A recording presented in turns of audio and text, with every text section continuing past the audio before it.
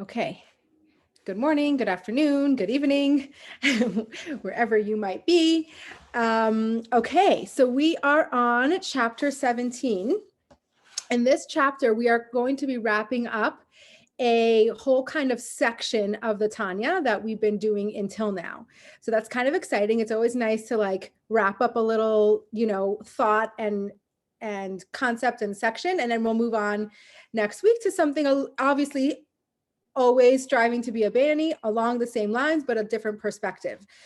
Okay, so if you remember in chapter, all the way in in chapter 1, we quoted a verse that is a fundamental verse of the Tanya that the Tanya keeps on coming back to. And in many chapters, we come back to this verse and we explain it or analyze it in a different way, in a different context, or focusing on different words. So the verse is, Ki karov elacha hadavar me'od, beficha uvelvavcha la'aso. So what does that mean? Basically, it's close to you, to this thing, right? This thing, what are we talking about? This thing to serve God is close in our mouth, in our heart, and to do it. Okay, so this is the concept that we keep on coming back to and working on, that serving God is actually is close to us.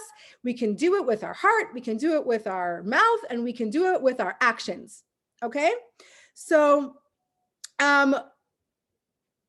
we need to, in this chapter, we want to understand a little bit more and better what this verse means. Okay, so what are we saying here? In this chapter, we're going to focus on the word la'asoso, that you may do it. Like it's in your grasp, in your reach to do this, to serve God. Okay, in your mind, in your heart, in your mouth, like it is doable. It not only doable, it's easy, right? You can do this, right? And it's a little hard to understand because we know that, I mean, look at our own lives. Like it doesn't always feel easy to do this, right? And also, if we're saying, it's one thing to say we can do it physically or with our mouth, but in our heart, we know which type of person can be totally congruent with God in their heart. A tzaddik, right? So really, this is not that accessible. Like bilvavcha is not that accessible to us, right? Like, so what does it mean to do it? And in this chapter, we're going to understand more the word la'asoso, to do it, and what does it mean. So the Alter Rebbe comes to say that la'asoso is a qualifying statement. Okay, so what does that mean? That this last word comes and qualifies the rest of the verse. What do we mean? That yes, it's close. It's attainable to you to fulfill the Torah in your mouth, but what does it actually mean that it's doable? What does it mean here? What are we saying that we can actually do it? We can do it in our mouth, we can do it in our actions. What about our heart? What are we saying here? That it's accessible, our heart, our emotions are easily accessible to us, because we just literally spent the last 16 chapters telling us that we can't necessarily change our emotions all the time and be completely congruent with God and with our actions, right? That's what we've basically been saying for the last 10 chapters. And here we come to say, yeah, don't worry, it's doable. Okay. So we need to understand. 1 second, I'm just letting some more people in. Okay. So what does it mean here? What we're saying is that we can change our emotions enough to get us to want to serve Hashem. You're with me? What does it mean to do it. Not that it's necessarily easy, but it's doable. How do we know? Because last week, this is what we talked about last week, right? Last week, we spent the whole class talking about meditating on God to get our emotions sparked enough to want to serve Hashem, right? What did we call those emotions? Do you remember from last week? What did we call them? We call them tfunos, right? What are tfunos? They're like an appreciation. They're pseudo emotions, right? And it's actually interesting because tfuna comes from the word bina, right? Bina is understanding. So the tfuna, this emotion is actually very intellectually based. It's an intellectually based emotion. We are thinking, using our brains and our mind to create an appreciation that will allow us to serve Hashem in a way that it makes us happy, instead of white knuckling it and having to serve Hashem just because he says so, and in a way that makes us feel like, remember that rubber band, that we're about to snap. Okay. We don't want to serve Hashem in a way that we feel like we're eventually either going to drop it. Remember, we spoke last week about the rubber band. Either it's going to pull, and we're going to let go and we're going to fall, or we're going to be in this constant state of tension, which really, the constant state of tension isn't really a way to live long term, right? We don't want to live in a stuffing down our emotions and overriding our emotions with self-control, because we know we have self-control, right? But we don't want to constantly have to override our emotions to serve God. We want to kind of feel it sometimes. We want to feel that we want to serve God. So when we're saying here in this pasuk, la asoso,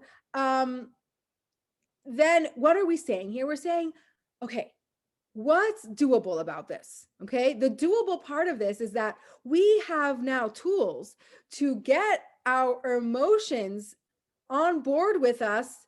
To what extent? To feel a huge passion and to feel it physically in our body? No, right? That's a tzaddik.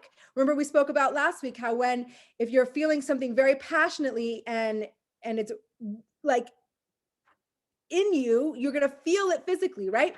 We're not necessarily going to get to that level, but we can get to a level where we have these tfunos, these intellectually based pseudo emotions that allow us to serve God because we want to. We understand and we appreciate the beauty and the benefit of serving God. Right? So that's the emotion here that this pasuk is talking about. La asoso, to do it enough, right? You know how we're doing it enough to get us to a place where we can want to serve Hashem. Actually, commercial break for a second. We had a question last week. I didn't forget. What was our question? Who remembers our question? Our question was, we learned last week that if you have the proper intentions, right, and you create these tfunos and you create these pseudo emotions, right? And what are these emotions? That you want to serve Hashem with love, you want to serve him, and then you do a mitzvah, right? And Hashem combines the two, right? Remember, we learned that last week. Hashem combines the two. Now, the question was, in order for these two things to be combined, does it have to be immediately one after the other? Or if, let's say, you meditated or you thought about the greatness of Hashem in the morning and a couple hours later you did a mitzvah, does Hashem combine the mitzvahs? Okay, it was actually a hard question to research. But from what I found out and from my understanding, and if anyone comes across this and finds out something different, please share with the class. Or if you find something in addition, please share with the class. But what I managed to find out was the point of these tfunos is that you want to serve Hashem with love, right? You want to serve him with all your heart and all your soul. Now, you don't necessarily get to do that, but you want to. So if you are in the space and you want to be serving Hashem and you have an appreciation for serving Hashem. So when you do this mitzvah, you are not doing it out of resentment. You're not doing it out of fear. You're not doing it out of because I have to. Then that's the tfuna, your mitzvah and your intention is going to be combined by Hashem like you are doing it with passion. So it doesn't really matter when you actually have those thoughts. Do you get what I'm saying? It's more of like a mode of operating. It's more of an attitude, right? So if your attitude when you're doing the mitzvah, or if your attitude in general is, I'm doing this because I appreciate the power and I appreciate the connection that I'm going to have with Hashem because of this mitzvah, then you're covered and Hashem will do the rest. Okay, does that answer the question? I don't know if the person who answered the question is here, but I hope it answers the question. Okay, so it doesn't necessarily have to be meditate, mitzvah, combination, right? It needs to be, it's more of like how you're living your life, what you're thinking about, how you're operating on this mitzvah, how you're going about the mitzvah. Yeah? Okay. Any questions so far from where we're up to? Okay, so we now, this, guys, serving Hashem in our mind, our heart, everywhere, it's easy, right? Okay, wait a second. What does la'asoso mean? It actually means enough, right? It's doable. We're getting our emotions to a level where we get to a place where we are appreciative of our relationship with Hashem, and that which is the main part, which will lead to action, right? We want to get our emotions in a place where it leads to action. That is what la'asoso means, is a qualifying term. Okay. Now, I'm going to reiterate many times, almost every chapter. The emotions, we're working on our emotions now because, why are we working on our emotions now? Because we already know how to have self-control. Okay. We already know how to white knuckle it. We already know how to stuff our emotions and just do it anyway, right? So now the rest of the Tanya is going to help us get to a place where we can breathe a little easier. Our emotions are a little bit more godly. It helps us act in a godly way because we're motivated to do so. But it does not ever take away the fact that what is our goal in life, what's our purpose, will always be action. Okay? So you want to work on your emotions. You want to definitely focus on them at times, but the actual goal of our being in this world is action.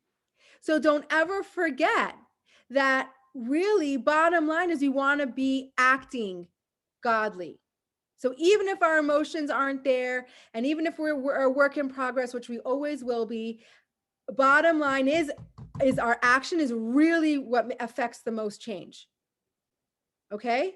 So even when we're spending a lot of times transforming our emotions to whatever extent we are able to, we're going to be constantly reminding ourselves that action is really where it's at. Action is really where it's at. So work on your emotions, yes. But action is bottom line what Hashem wants for us. And later in the Tanya, we're really going to get into why that is and what's the purpose of this world, but we'll get there. Okay. Okay. So, now, so here we are. We don't want to only serve Hashem out of sheer willpower, right? Because we know how to do that, right? We've learned, and we know that Malach Shalat al Halev, in connection to sheer willpower, we can employ that in an instant, right? We are perfectly capable of behavioral control, right? But we don't want to live our life like that completely. We want to work on our emotions in a way that will get us in a happier place. We want to be happy. We want to serve Hashem with joy, right? That's a really important piece to this. Okay. So, comes along chapter 17, and he says, the Tanya says, anyone, it's a very it's a good phrase. Anyone who has a brain in their head can do this method. What's the method? The method that we're talking about here is meditation, okay? So anyone who has a brain in their head can do this. Okay, so the Alter Rebbe is saying, guys, I know meditation might seem overwhelming. I know we sometimes feel like we can't control our thoughts, but we can. If you've got a brain in your head, you can do this. Okay. So basically, is anybody excluded from this? No, because we all fall into the category of having a brain in our head. So we can all do this. Okay. Now, how? How are we going to do this? And remember, chapter 17 is really a culmination and putting everything together of what we learned so far. So let's go back and take all the little pieces that have led us to this moment of knowing that meditation is actually accessible to us. Okay? How did we get here? Back it all the way up to chapter 3. Okay? What did we learn in chapter 3? First, let's back it even further. Chapter 1, what did we learn? We have 2 souls. Okay. Whoa, big deal. 2 souls. We have conflicting things going on inside of us. That was 1 and 2. We learned about the 2 different souls. Chapter 3, we learned about the soul's composition, the inner workings of the soul. What did we learn? How many faculties, how many powers does its soul have? 10, right? These 10 powers are divided into how many categories? 2, right? 2 categories. Now, what are the 2 categories? We have 7 emotional powers and 3 intellectual powers. What's the relationship between these 2 categories? What's the relationship between these 2 categories? Parent-child, right? It's a parent-child relationship. Who's the parent? Who's the child?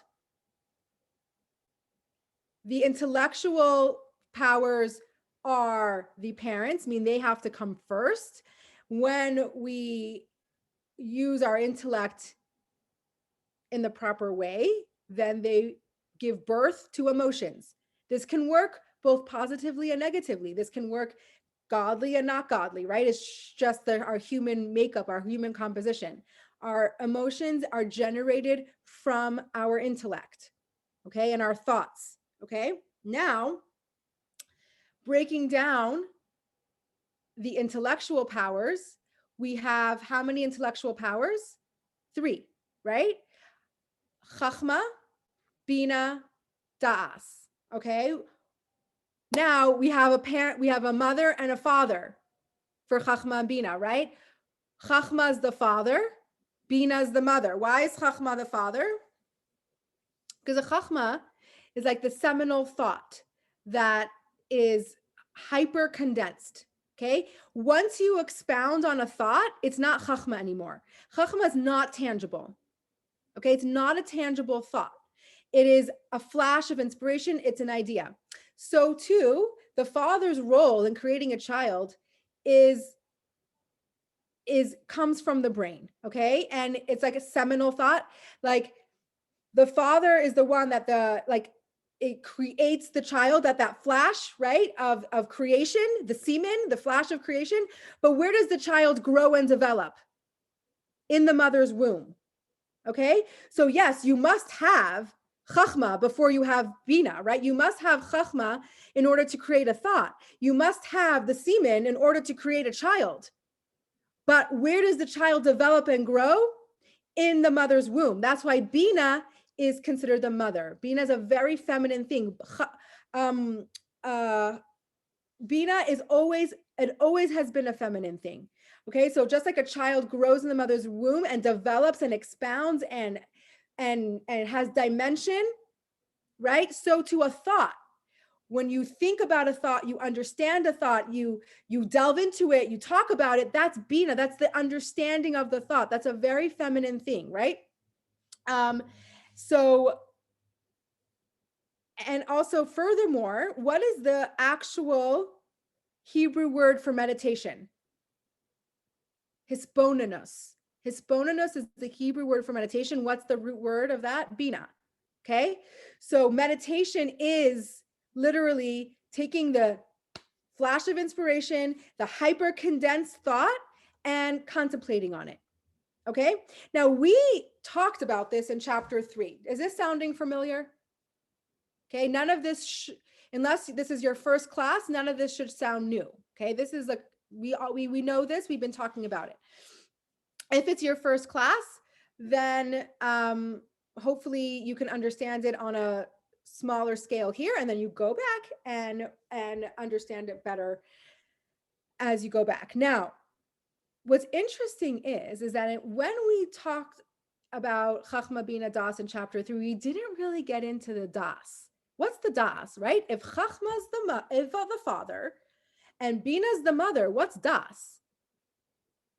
Okay, and that's what we're going to actually, in chapter 17, we're going to expound a little bit on chapter 3.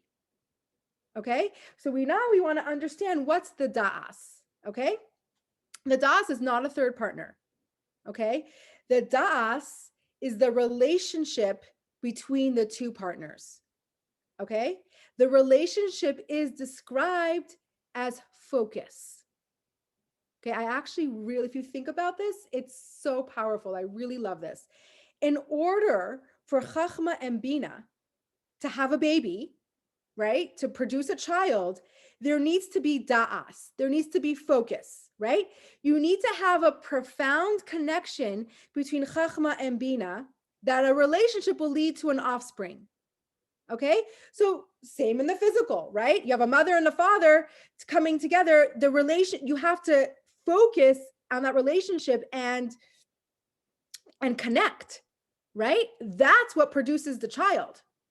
So the same thing, the Chachma and the Bina, the condensed thought, the understanding together comes together, i.e. focused connection, that will give birth to emotions. Are you with me? Okay. So what is that actually? When we meditate, which doesn't mean meditate once. It means when we keep on coming back to the same thought and we give it attention and we focus on that, that is what's going to give us the ability to create the emotion. Okay. So Chachma and Bina by itself isn't going to do anything, right? In order to go to the next level, you need to have the focus. Now, it's actually, let's put it in like our day-to-day life, right? Have you ever like perseverated on a thought, right? What does that mean? You like keep on coming back to a thought. And you can't, but it's hard to let go of this thought, right? We know we can, right? But it's hard to let go of this thought. This can happen, the positive or the negative. That we're talking about this in connection to godly thoughts, right? We want to perseverate on a godly thought. We want to keep on coming back to godly thoughts. But we know what it's like when we perseverate on a negative thought, right? A fear, a worry, a doom and gloom, right? Like we've all done that, right? And we're not letting go of this thought. We keep on coming back to it and we're focusing on it and we're meditating on it, right? What is those thoughts now give birth to emotions. What are those emotions going to be? Fear, sadness, distress, anxiety, overwhelm, right? So we know this works for the negative. We've all been there. I mean, I'm assuming we've all been there. I've been there many, many times, right? We get stuck on a negative thought and that creates how we feel, right? So now take that and apply it to God. What would happen if we would get stuck on a godly thought? That would be the focus that would create the emotions that would then lead to action. What's our main goal, right? Our main goal is always action. But when we perseverate on a thought that's godly, that means it's das, right? We're uniting Chachma and Bina.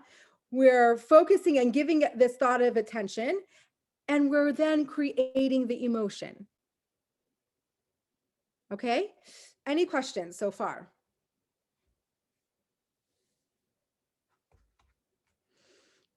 If you don't focus and you don't give these thoughts attention, you will not create an emotion. Okay? So I'm actually going to bring a really random example, but it's really apropos to me because we were just talking about it this week. On Sunday, it was raining and it was like yucky weather, but I'm like, you know what? Like, we still need to get out of the house. Like, I don't want the rain to stop us. We need to do something. So we went to an hour away to a certain spot where there's a lot of different kinds of birds. So we went we wanted to like bird watch, birding, right? And one of our community friends went with us, and she said that her husband told her, so, and that we were talking with the kids, we're like, you know what, we might see birds, we might not, right? Like, you don't know for sure. We hope to see birds, but we might not. And my friend said, you know, my husband always said that you're definitely not going to see birds if you stay home, right? You don't have a chance of seeing birds if you stay in your house. So for some reason, like, it just came into my head in connection to this. You're not going to create an emotion if you don't think about these thoughts. You're not going to create godly emotions if you never think about God, right? Like, it's not going to happen. If you think about God and you focus and you do all the right things, maybe you'll see it, maybe you'll create emotion, maybe you won't, but at least you have a chance, right? Because we said in last chapter, we're not tzaddikim. We're not going to necessarily create these big, passionate, huge emotions. We might not create emotions at all, but at least we have a shot at it, right? At least we have a shot at it if we actually take the thoughts and think about them. We have a shot at creating these emotions. If God never passes our brain and we never think about him, you are not going to create an emotion. That's 100% fact. Okay. So the bottom line, we need to focus. What is focus? We need to meditate. We need to meditate on God. And that's what we learned last week. And this is what we're culminating this week, is that in order to give birth to emotions, they need to be generated from our intellect. Okay, so that was chapter 3. But then what did we learn in chapter 4? Even more so, chapter 4 was a huge piece to this puzzle. Why? Because in chapter 4, we learned about the garments of the soul, right? Thought, speech, and action, how the soul expresses itself. And we learned that what was the main thing that we learned in chapter 4 that was extremely crucial to this journey is that thought is a behavior, right? It's very easy to think, I can't control my thoughts, right? What are my thoughts? I can't control them. But thought is a behavior. How do we know it's a behavior? Number one is it has an end and a beginning, right? You start a thought, you finish a thought. It doesn't go on forever. And we know that we can control what we think about. And we gave a lot of different examples of how that works. And my favorite example is the knock on the door, right? You can control what you think of, right? If a thought pops into your head, you won't necessarily be able to control that, but you will be able to control if you perseverate on it and if you think about it. That is completely in our control. And that is that was the crucial piece of information that we learned in chapter 4, that thoughts are definitely an action. We have control over what we think about. Don't be fooled that you don't have control of it. We have so much power over ourselves, right? We talk about all the time is that let go of the things you can't control. That's usually everything around you, you don't really have control over, but yourself, your actions, your speech, and even your thought, you have control over that. It is so inspiring. It's so like powerful. It also is hard, right? It's actually good and hard, right? Why is it good? Because it gives us so much power. And we know that we can really, really, really decide how we want to live this life. It's hard because we actually have control. And sometimes we just be like, I can't control it. I can't, it's not my fault. How many times do you want to say it's not my fault? Right? So it's hard to realize that, yes, it is on you, but it's also so powerful, right? The more we understand how we control everything about our body, and our thoughts, the more empowering that is. So empowering. Doesn't mean it's hard, right? Doesn't mean it's not hard. Actually, empowering should equal hard, right? Anything in this world that's worth doing is hard. That's not what we're saying here. We're not saying it's not hard, but how empowering, because we do get to control what we focus on. Okay. And when we do that, when we take our intellect and we focus on it, it creates emotions. Okay. Now, the other interesting thing I wanted to focus on a little bit is about you can know. So actually, sorry, backtracking for one more point about this is you can know information that's not healthy, but not think about it, right? You can know something that is scary or hard or painful, right? You can know it, but it doesn't mean you have to think about it constantly. Okay, those are two different things. Now,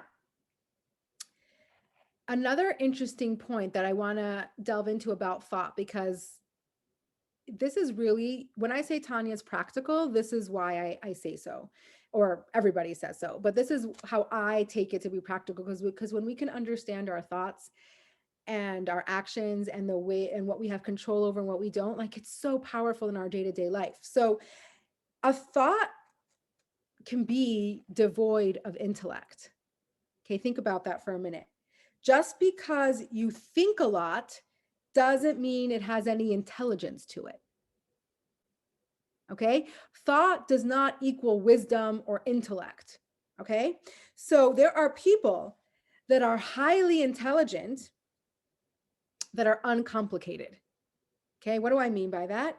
They're not overthinkers, right? And there are complicated people, complex people that aren't intellectual at all, which means that they are overthinkers, right? And I want to explain this. What do I mean by this? You can have a very, very, very wise, intelligent person that doesn't overthink things that are not in proportion to what they're thinking about. So for example, you can have someone who overthinks where they should go on vacation, right? Yeah, it takes some thought, but then there are people who like can't make a decision and overthink and overthink and overthink and overthink. There's no intellect involved in that overthinking. It is not proportionate to the thought itself. Okay. But for example, you wouldn't categorize someone who's in a lab trying to come up with the cure for cancer as an overthinker, right? Because that's not overthinking. That's thinking the appropriate amount for what they're thinking about, right? An overthinker means is that you're thinking an inappropriate amount about something that doesn't need to be thought of about that much, what you're going to have for dinner, right? You don't need to overthink what you're going to have for dinner. So what I mean by that is that thinking doesn't equal intellect. Okay. So people who have a lot of brain power, but don't necessarily do anything with it. And there are people who use their brain power in a proportionate, appropriate manner. Okay. So it's a little bit of a digression from chapter 17, but I think it's a very powerful concept, because sometimes I find myself overthinking something that completely is a waste of time. And I'm using my thoughts being employed. I'm head running, right? You know, have you ever heard of the term head running? I'm head running. There's thoughts running in my head, but they're not intellectual thoughts. Okay. They're not really accomplishing very much. So what we want to say here is that when we use our thoughts, when we're employing our amazing capability and power of thought, what are you using it on? Let's try to use our thoughts in an intellectual manner, right? So let's try to use, if we're using our thoughts, let's think about something that deserves the brain space, that deserves the thought, right? Not something that's not deserving and not going to be positive, and it will even be detrimental. Okay, so these are the kinds of things that we constantly can think about and integrate into our lives. When a thought comes into your head and you find yourself, getting stuck or overthinking something, you have the power to be like, wait a second. What am I doing with my brain right now? Am I doing something productive? Am I thinking about something intellectual, or am I just overthinking and head running, which gets me nowhere? So when we know how to differentiate between a thought and intellect, it gives us even more power, because then we can start to identify, when are we overthinking something? When are we just being like spinning our wheels? And when are we thinking and being productive with our thoughts? Yeah? Okay. I only see 3 of your faces, so thank you for whoever your camera's on, because I get to talk to somebody. Okay, so we have the capacity for self-talk. What's self-talk? Self-talk is thoughts. When we self-talk to ourselves, we're thinking. So we have the capacity to self-talk, right? We can self-talk ourselves into a situation, and we can self-talk ourselves out of a situation, right? Like, those are our thoughts. So we now know from chapter 4 that I have free will to exercise thought, right? We know this from chapter 4, and it's very important and related to this chapter that we act. If we came into this chapter 17 and the altar says meditate, but we didn't have the background of chapters 3 and 4, what would we be like? What are you talking about? We can't control what we think. What are you even saying? But because we have this background information, because we know that we control our thoughts, we have free will about what we think, we now know that meditation is actually a feasible concept. It actually is applicable to us. Okay? So it goes like this. I'm going to say it slow, because if there was anything that you should write down, it would be this. Okay? How are we going to create emotion? How do you create emotion? Question. Answer. Emotions come from intellect. Okay? How do you create intellect? Through thought. You with me? What's thought? A thought is a behavior, right? A thought is a behavior. You choose your thought. So you can choose what you think about, right? So you want to get emotionally congruent, right? You want to get emotionally congruent with your actions. We now know how to do that. Okay? Before, until last chapter, the only tool we had was sheer impulse control. The only tool we had was stuffing our emotions, right? Like, even if you don't want to do it anyway, right? And we said that controlling our hearts only for tzaddikim. Now we know that we can override we can actually override our heart. Like, we can actually create emotions in our heart. Okay? How do we do it? Indirectly. It's an indirect thing, right? Remember, we're still not tzaddikim, so it's not easy peasy, right? It's an indirect way we're getting to our emotions, okay? So how do we do it indirectly? We influence our heart by creating emotions. How? By choosing what you're going to meditate on. It comes down to this. You choose what you think about. When you choose what you think about, you can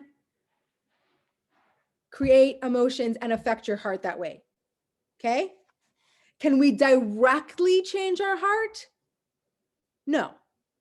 That's a tzaddik's thing. We can indirectly change our heart. Okay? Can you get yourself to like? So remember that bet that we made with the cilantro, right? And we had 3 options. It was 1, under a lie detector test, instantly change your feelings about cilantro, right? Is that accessible? Not really. 2 was, doesn't matter if you like it or not, just eat it a little bit every day. Okay, that's doable, not fun, but doable, right? That's the journey we were on until now, right? With Marshal Tale, with impulse control.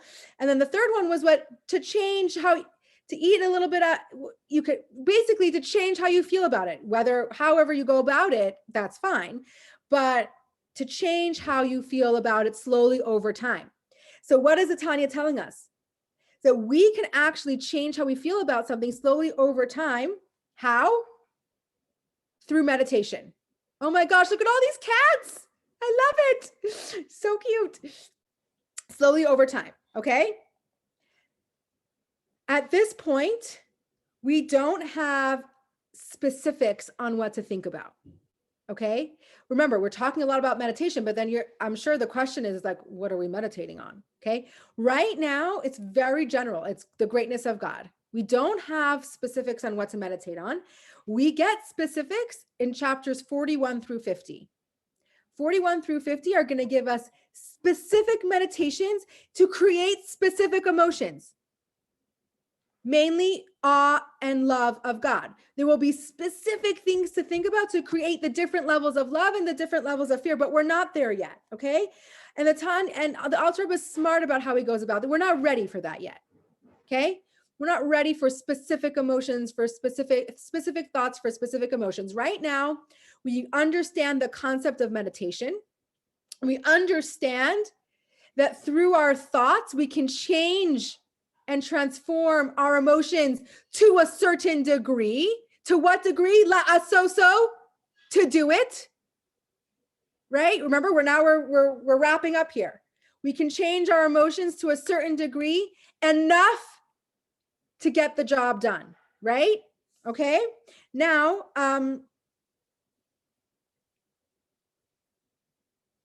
what next week? Okay, 1 second. If I were to sum up this chapter 17 in a few words, this is what I would say. Okay. We can affect our emotions indirectly over time. Okay. So we're not coming at our emotions head on. We're affecting them indirectly and over time. This meditation process is going to take time. Now, the next section we're going into, chapters 18 through 25, I think it is going to address a problem that we have. I'm going to give you a little sneak peek. It's going to address a problem that we have of what if we need to something right now, right? What if we need to create these emotions right now? We don't have the time. Okay. And those chapters are going to address how to deal with that scenario. But meditation is a long-term thing. That's why we come back to it in chapters 41 through 50. You never stop doing it. You can do other things like 18 through 25. You can employ other things in an instant, but it doesn't take away the fact that meditation still needs to be happening in the background. And meditation is not a quick fix. Okay. So it's something that takes time. So chapter 17, wrapping it up, we can affect our emotions indirectly over time. How? If I were to ask you, how are you going to create emotions? What is the one sentence you're going to say? Type it or unmute yourself. What is the one thing what is the one thing we have to know in order to meditate and create emotions? What do we need to know? Come on, guys. You got this.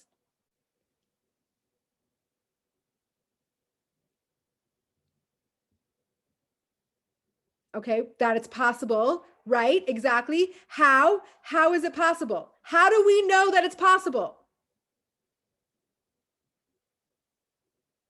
Yes, because we can control what we think about. And we know from chapter 3 that intellect creates our emotions. So we know that, right? And we know that we can control what we think about. So A plus B equals C. If we can control our thoughts, and if we choose to focus on godly thoughts, we have a chance at creating emotions. And yes, we have a brain. Awesome, Paula. Tanya says, if you have a brain, you can do this, right? Because everyone with a brain has to know how the brain works. And the brain works that we have the power. We have free will to choose what we think about. And we know that what we think about creates how we feel, which then creates, which is the bottom line, creates what? What we do, which is the main point, right? How we think creates how we feel, which then influences how we act. And that's what kikar v'lecha hadavar ma'od b'ficha ovavavcha la'asoso. Is it easy? Maybe not. For a band, maybe not. But is it doable? Yes, we can create emotions enough to do what we need to do in a happy way. Okay, that wraps up chapter 17. Any questions before we do our meditation? No. Okay. So get comfortable. We'll do a quick meditation. And if there's any questions that come up after, you always have a second chance. Okay. Take a deep breath in through your nose, out through your mouth. Gently close your eyes. And focus on your breath for a couple of seconds. In through your nose, out through your mouth.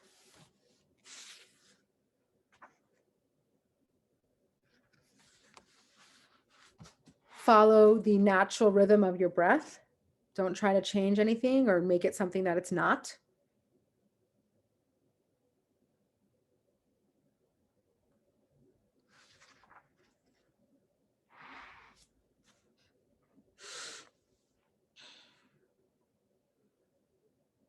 Try to visualize any tension that might be stuck in your body. Imagine it melting away. Identify where you hold your tension. For every person, that's different, right? It could be in your chest, your stomach, your head, your feet. Identify where you hold your tension and then visualize it just melting out of you.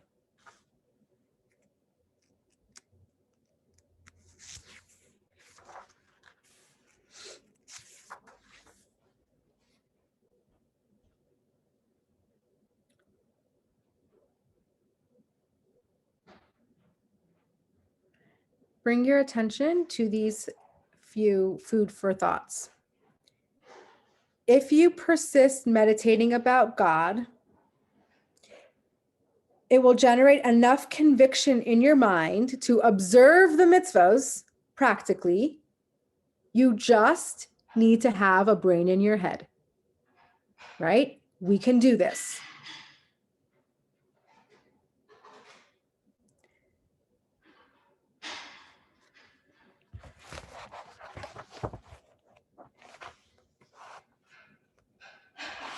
We can affect our emotions indirectly over time. Okay? And if your meditation, it might fail to generate intense feelings for God in your heart, but that won't detract from your main purpose in this world, which is to serve God through the mitzvos, through action. So something very important to remember. Even if you can't create the emotions that you so wish to, it doesn't take away from the fact that our main purpose in this world is to actually do the mitzvahs.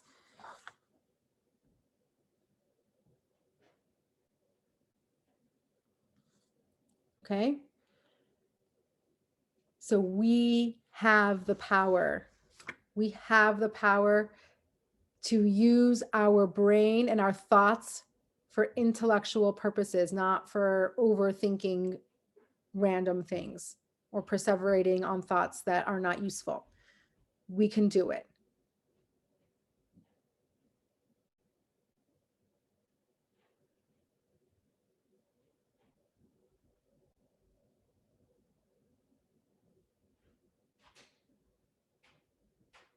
Bring your focus back to your breath. In through your nose, out through your mouth.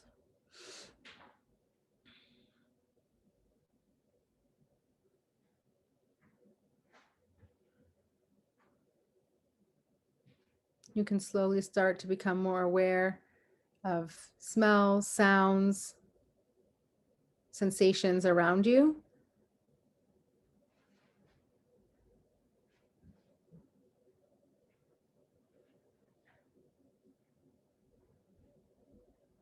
And when you're ready, you can gently open your eyes. Take as much time as you need.